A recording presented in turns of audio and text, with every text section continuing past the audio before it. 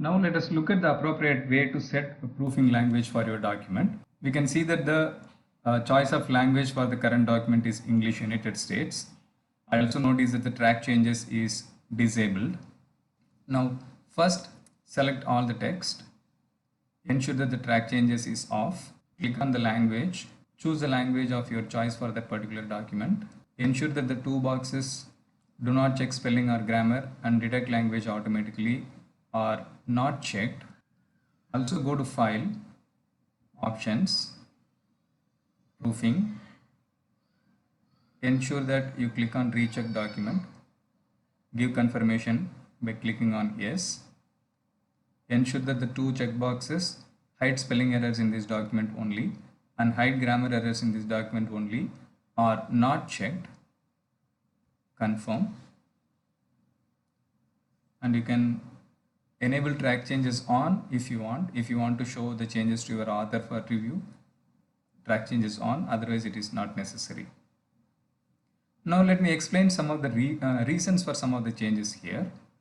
First of all, why should we select all? What happens otherwise? Let's say my cursor position is on the word neurogenerative. If I do not select the entire text and set a different language from the one that is existing, United States, I purposefully left track changes on. So the moment I said OK, you can see that this particular word is changed to a different language. If I click on the balloon, you can see that the word for which the change is applied is indicated here, is highlighted here through selection. Any other word, for example, you see here neurogenerative, the language here is English United States. On the other hand, if you click on any other word, you will see that the language goes back to English United Kingdom because we have not selected the entire text. Therefore, the text or the word where the cursor position was present, where the cursor was present has changed. The rest of the document did not change. So it is possible that if you do not select all the document, various portions of your document may be enabled with different choices of language. So it is very important to select the entire document. Number 2, why track changes should be off? What happens otherwise? You have already seen a glimpse of what will happen. Let's say I do not disable track changes, but select all the text, change the language.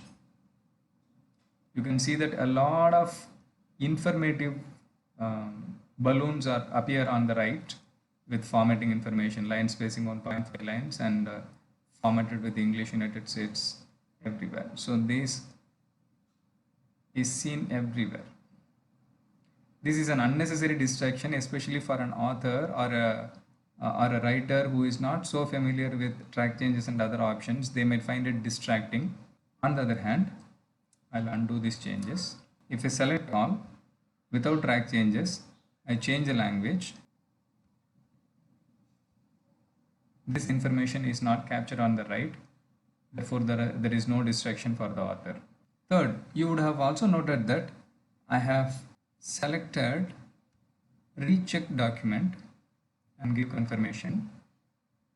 This is because any residual information that was captured by word spell check would not reflect here. Sometimes it may be that a previous spell check was run and some of these words are ignored or accepted as valid.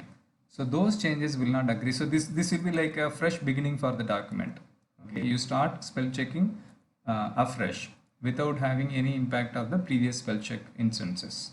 To recap, number 1 step is to select all, disable track changes, select the language, ensure that the two checkboxes are not checked, go to File, Options, Proofing, recheck document, confirm, and ensure that the two checkboxes hide spelling error and grammar error in this document. You can see that it is an exception. So in this document are not checked, confirm.